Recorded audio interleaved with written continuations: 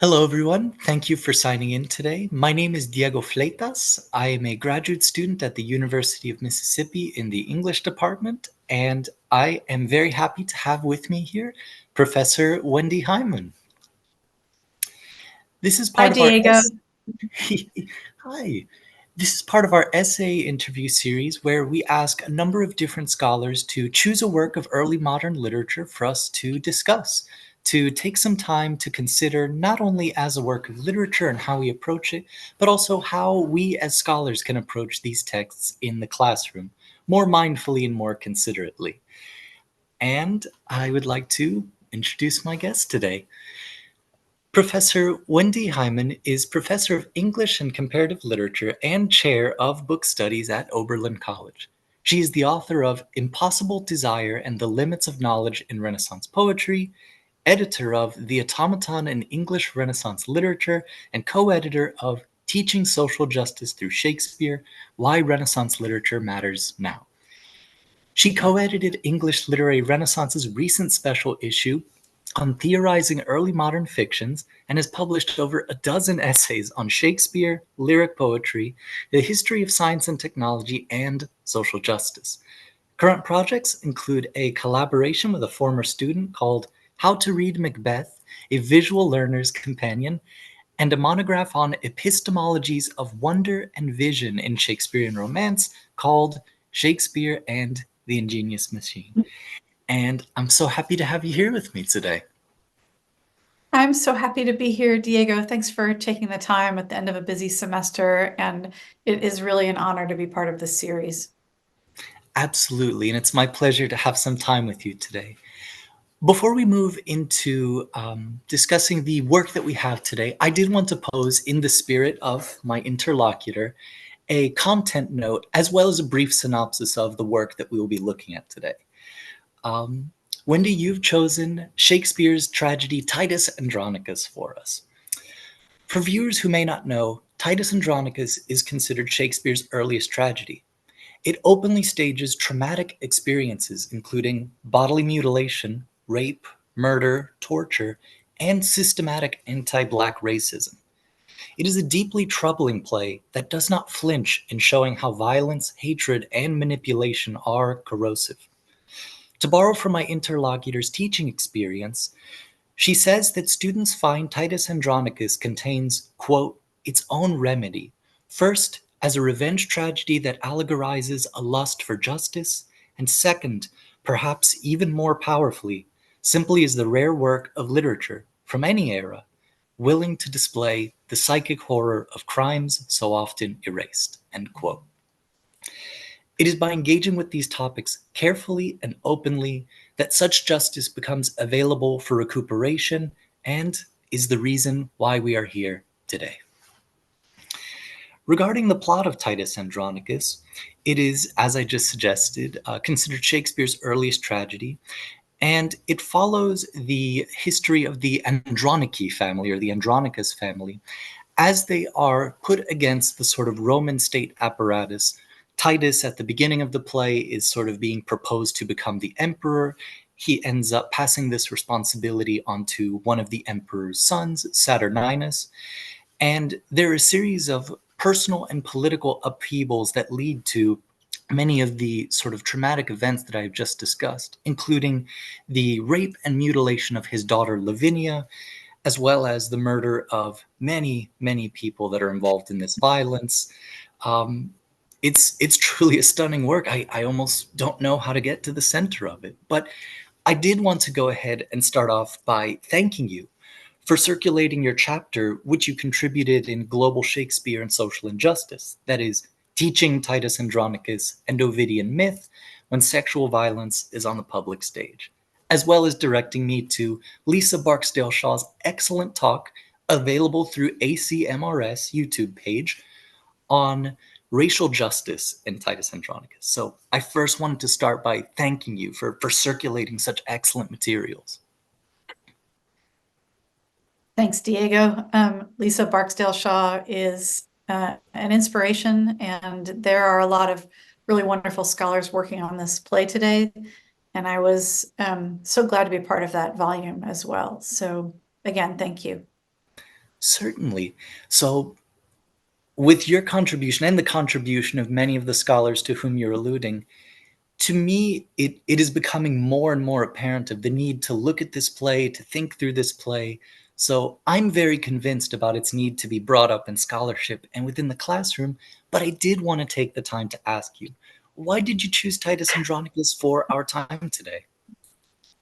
I wanted to talk about something that I think people struggle to teach these days. And because I'm currently writing a book about the romances, I was initially tempted to talk to you about Cymbeline.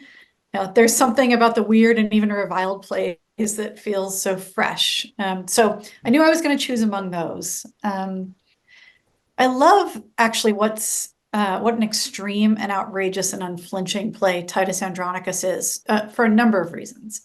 I feel like it walks this razor's edge between such excess and such uber violence that, I mean, in this essay, I obviously take it really seriously, and I think we're meant to, but it also at points verges almost on farce. It's Hmm. like the Looney Tune cartoons where Wile E. Coyote hits Roadrunner on the head with a frying pan. Am I supposed to take this seriously, right? And yet at other points, the play zeroes in on suffering in a way that feels almost unbearable. And I find this toggle both emotionally and formally compelling. And I think I really differ from critics who see that toggle itself as a sign of aesthetic immaturity or aesthetic inconsistency. Um, it's actually the same device that Shakespeare uses in King Lear when Edgar tries to convince Gloucester that he's jumped off the Dover cliffs and his life is a miracle, right? A lot depends on the actors because the depths of tragedy are also the heights of implausibility. So that is an interesting kind of formal problem almost. It's also a tactic that Shakespeare borrowed directly from Ovid. There's this moment in the myth of Philomela that you might remember where after describing her mutilation in like really heart-wrenching terms, the poem kind of jumps over to where Philomela's tongue is writhing on the ground.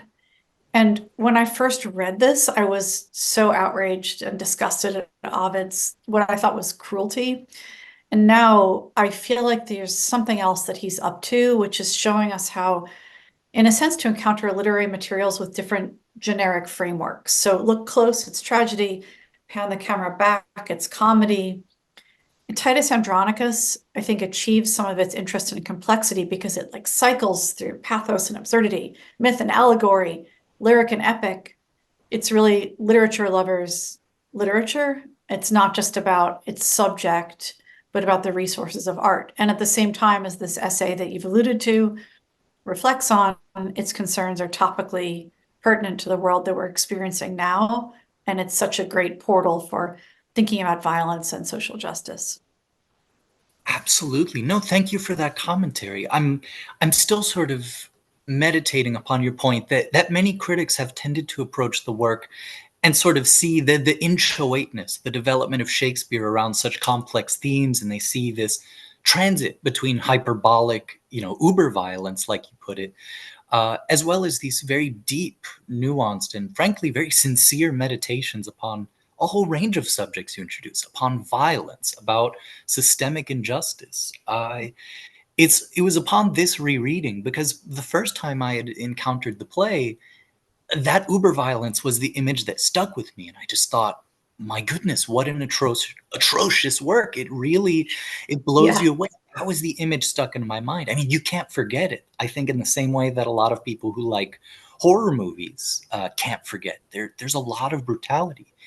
But it was only on this second reading that I understood my advisor, because when asked what her favorite work is, she's always said Titus Andronicus. And I thought there's definitely a reason, and absolutely, I think you've helped to sort of bring it out to me of why this is such a compelling work. So I absolutely agree. I think it is a work that is deeply important to our present moment, and it offers a lot of potential for us to think through a whole series of vexing issues. So maybe we could pivot to sort of thinking through the text, because in a work that is so intent upon staging violence and the legibility of bodies, Embodiment is a category through which Shakespeare proposes the intersectionality of violence. That is, in this play, we can't discuss the racist violence perpetrated against Aaron without also considering moments like Lavinia's rape by Tamara's sons, or Titus cutting off his own hand to satisfy, quote, ingrateful Rome, which at the beginning of the play is called headless Rome. There's a lot of sort of anatomizing going on in this work. So maybe in your reading, in your estimation of the play, do you have a perspective on how embodiment and the thematization of violence operate? It's a great question. My thoughts kind of go in two directions with this. And the first has to do with the intersectionality word that you point to. And I think that was something that Shakespeare, without using that language, was really interested in. We might think about how in Merchant of Venice, the extent to which Portia's success in the world of the play, like her achievement of masculine power by a cross-dressing and legal expertise and outwitting others, is built upon the denigration of racialized others. We might think about in Othello how Iago's internalized homophobia, for instance, explains why the play doesn't end when he achieves the lieutenancy at the end of Act 3, but can only end with the death of Desdemona. So Titus Andronicus 2, I think, erects an almost Baroque structure of intersecting plots where, for instance, Tamara achieves power at Aaron's expense, or Lavinia is herself an operator in a patriarchal system where she establishes her purity by trying to humiliate Tamara, and on and on and on it goes. So your question also points to the ways in which embodiment and equivalency obviously fail and are designed to fail. I think the play is really interested in the reductio ad absurdum of the idea of an eye for an eye, or the reductio ad absurdum of heroic sacrifice being demonstrated through the death of a biblical number of sons. I think Shakespeare actually foregrounds this kind of irreconcilability from the moment that he decides to turn Ovidian myth into drama. Because by translating ancient myths into actual living bodies, and bodies that are denied a kind of mythic apotheosis, suffering and justice don't get to be abstractions. They're played out on the human figure. There's almost a weird Theseus's ship experiment here, an existential striptease, if you like you see in Lear, if you take away everything, what's left? And I think there's a kind of humanism in that thought experiment, like a refusal to accept that we're merely our bodies. You're not the sum total of the tragedies you have endured. And this kind of goes in another direction, but I believe that the play's obsession with semiotics, with what represents or symbolizes what, also points to the falseness or the limitations of those kinds of equivalencies of the body or sheer matter as being the ultimately signifying thing. Absolutely, because many critics have pointed, for example, to the character of Aaron, who, at the surface level of his skin, he's legible as other, whereas Tamara, being a fair Goth, she's able to integrate, and I mean, she becomes the Empress of Rome. Yet, we also have one of the most stunning instances of care in the play through Aaron, who's trying to take care of his baby, who itself, in its infancy, is at the risk of a whole system of just sort of personal vendettas and also state sanctioned violence. So I agree. I think there are numerous ways in which this play sort of looks at the category of embodiment and asks us to dwell more deeply on the sort of psychic and emotional, but also social ways in which we occupy the spaces we do. Right, like he does in Merchant of Venice or in Othello or in this play, Shakespeare uses these kind of racialized extremes and like both feeds into them and feeds off of them, but also resists them and problematizes them at the same time. So there is something a little basic about like Tamara is the whitest of the whites, but look how evil she is, right? But it's a very clear semiotic system that's designed to make you be aware of the artifice of the system itself. No, absolutely. And so, thinking about the various ways in which Shakespeare is sort of thematizing violence, meditating upon the ways in which it is a system permeated by a whole series of ideologies. The play is intimately concerned with justice. You Right. suggested in your quote that it's a play that allegorizes a lust for justice at the individual level, at the state level. Is there a particular moment that you think through whenever you're reading or engaging with this play that stands out in that regard, that really has you sort of meditating upon this allegorization of justice in the work? Yeah, I don't know if there's one signal moment that I think about every time, but one moment I've been thinking about recently is that moment where Titus is lamenting on the road where Quintus and Marcius are being carried towards execution, just the sheer impotence and denigration of that moment. And it struck me recently that he's kind of a failed Orpheus. In the world of Titus Andronicus, you cannot move the stones on your behalf. Your tears are not efficacious. And it chimes with all these other moments of like inefficacious speech or writing, um, many of which are lyric, but not entirely, like Tamara's failure to seduce Aaron in the woods, or Marcus's totally weird formal elegy on the mutilated Lavinia. Um, I think the play is critiquing its own turning of the raped female body into an object in a moment like that. And Julie Taymor's Titus does an amazing job with the scene, showing us Lavinia as Daphne with tree branches for arms. Um, so it's kind of scattered throughout the play, but very much in the symbol, both of Titus and in Lavinia, of the sort of failed or the genealogy of turning bodies, and especially female bodies, into aesthetic objects for the creation of art. I might say another word about that, because I think it's also really salient for playwright, that where Lavinia achieves agency is through a form of writing, and that connects her not just to Philomela, the weaver, but also actually to Io. It's another moment that has kind of jumped out at me because of Titus's failures to write. So Io's the girl in Ovid who's turned into a heifer by Jove, and she identifies herself to her father by writing her name on the sand with her hooves. And I've always been struck by the name Io, like the straight line and the circle, which is the originary form of all alphabetic writing, and the war cry. And Titus is really interested in like Lavinia's alphabet, even though his words have no efficacy. Anyway, so we take Lavinia, who's handless and tongueless, like Lavinia, like Philomela and Io.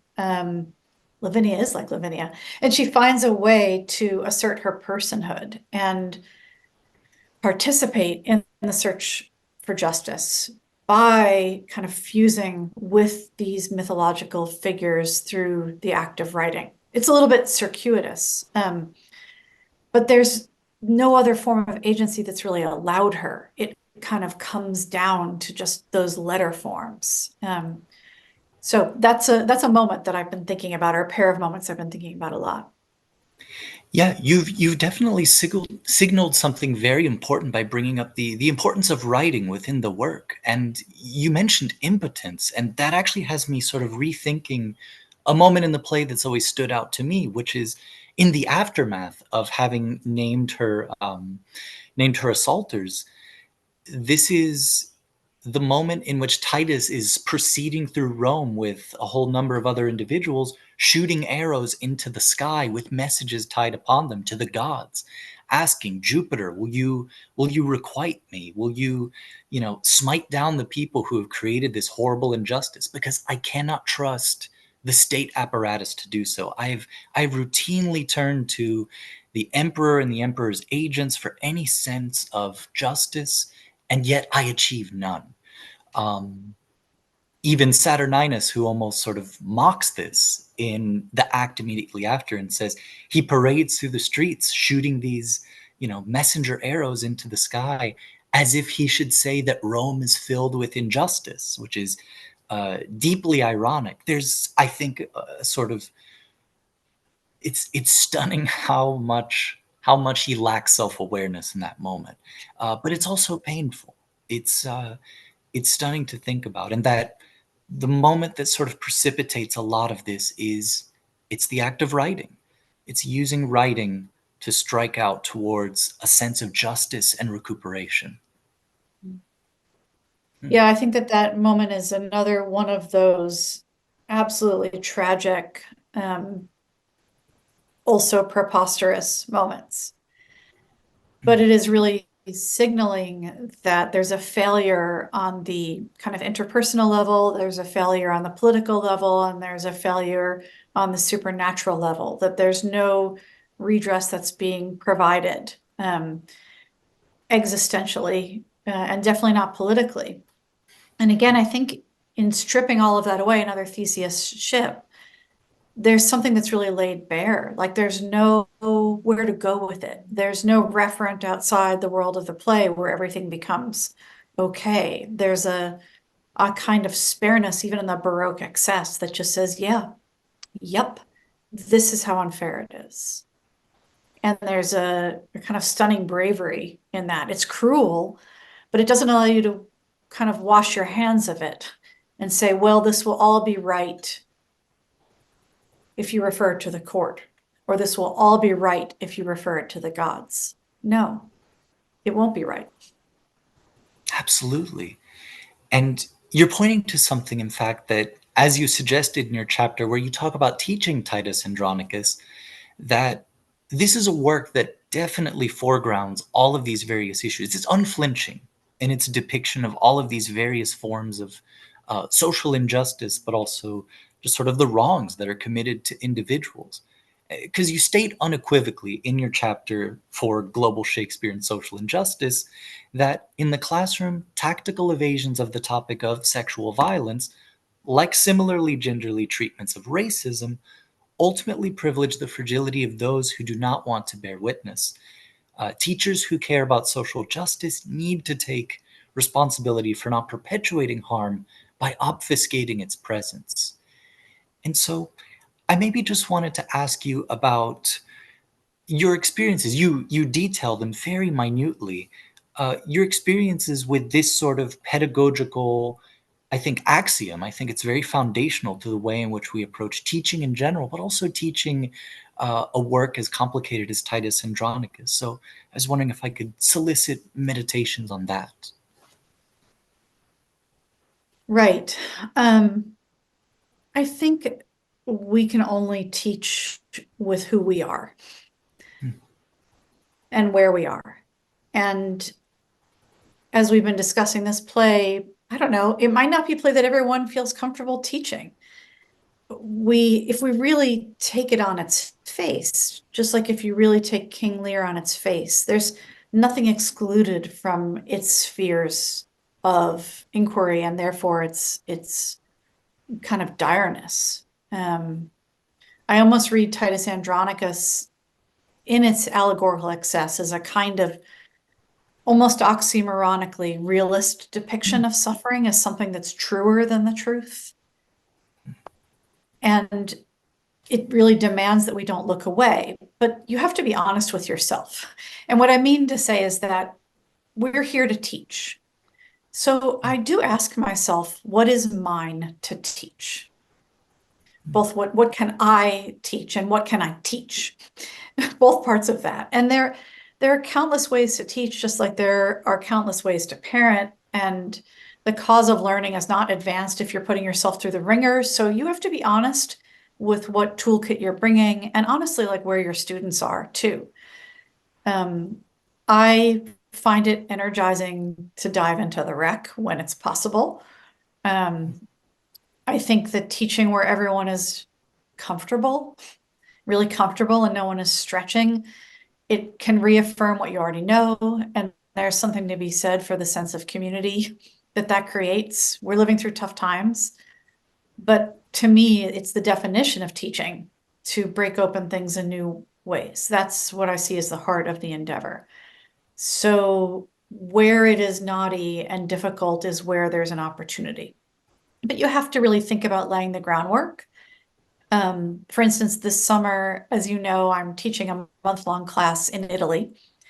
And we're going to be traveling around, for instance, going to Venice and discussing Othello and the Merchant of Venice.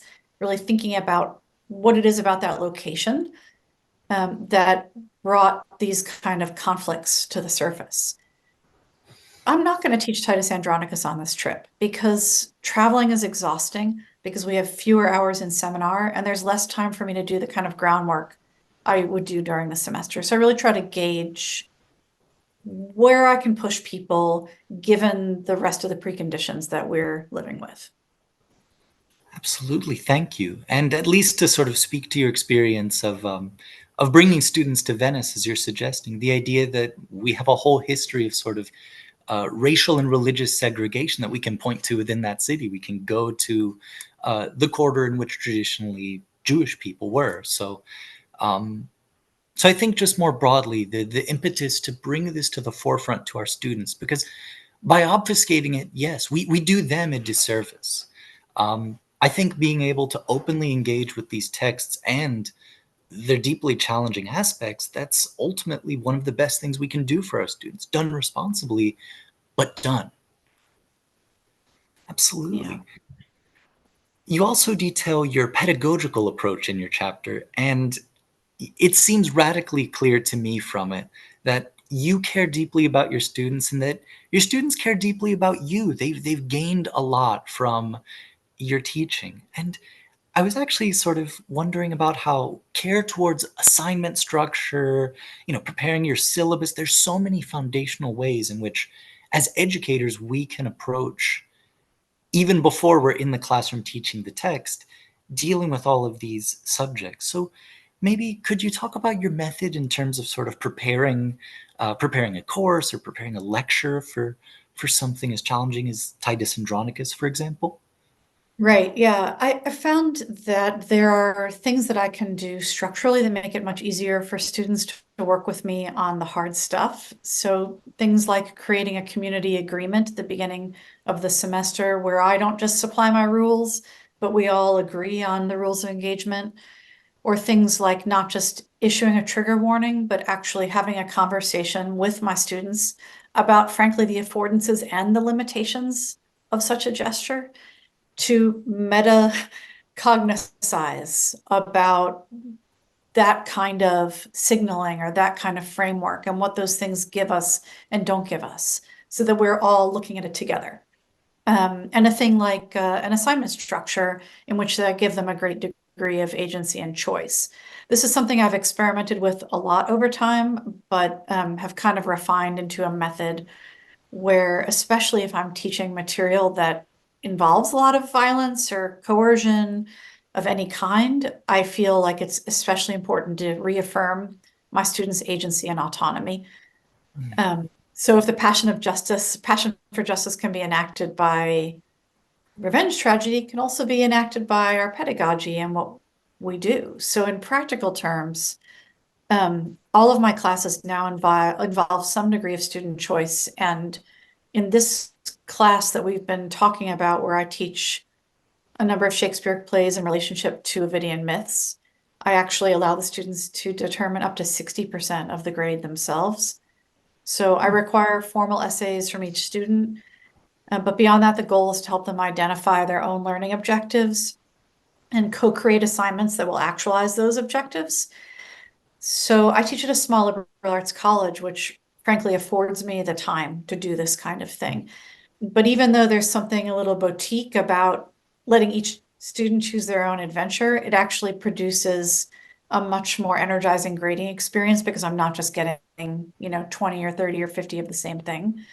So beyond the essays, they each come up with a course plan where they let me know what assignments they want to do, the due dates. We co-create all of this, the rubrics, what percentage of the grade they think it should be worth. So in my experience, this process also involves a kind of metacognition and cultivates agency. So they're going to get things wrong. They're going to misjudge how long they need to do a certain assignment, whatever. All of that's part of the learning process. Learning how you learn, learning how you pace things feels so much more valuable than just like being the deadline cop. Mm, So the other thing is that it's produced the best work I've gotten in my career. It's not just an escape hatch for students who don't want to do the hard work of writing essays or something. I've had students do things like, I have a student who was studying ASL who translated the myth of Philomela into ASL, giving Philomela a voice. Amazing. I've had students keep commonplace books, do installations, art exhibits, write their own myths, make films, just incredible creative work. And some of them write research papers or bibliographies. There's, I think, no real substitute for the practice of written analysis for kind of hitting your head against the difficulty of actually getting that alphabet out on paper. But there is also something unique inside of each student and each person. And what if teaching is the practice of getting out of the way to help our students find that thing?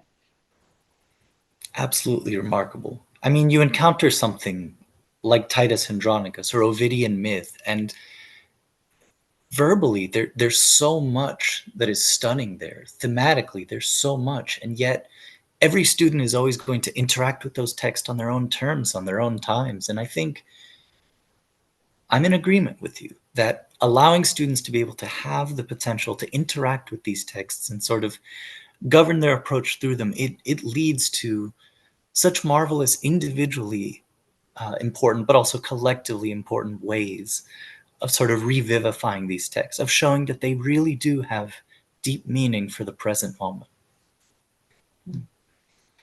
Yeah, I think that ultimately, if I think about my pedagogical goals and part of why I gravitate towards, the hard or challenging material like this, is that to teach right now, with the world going through the crises it is, and the neoliberal kind of juggernaut that higher education is being subjected to, there are all these conditions that are not just emotionally fraught and unfair, but frankly, anti-intellectual. It's really hard to be brave and curious if you're in a zero-sum environment where someone's A comes at your expense or everything is sort of calibrated to the job market. If we're trying to teach, we're trying to create the circumstances where it's okay to be curious. And to be curious, you have to allow yourself to not know things. And to not know things, you have to be willing to keep your fragile hold on your own positionality, like over here, for 50 minutes or an hour, to make our classrooms places that are genuinely places where it's safe to not know things, not just to perform what we already know. And so literature that's larger than life, that means more than one way at the same time, creates the conditions where we can kind of collectively revel in that messiness and that not knowing. And it allows the work we do to be an actual engine of discovery rather than just a teaching or a transfer of information. I'm absolutely floored with agreement. And approaching something as messy and I think uneven and troubling and curious and meaningful as Titus Andronicus, I'm more fully aware of why you chose it for our time today. I think it also speaks to a pedagogical approach that you take, which is one that is very attuned to the present moment. Thanks, Diego.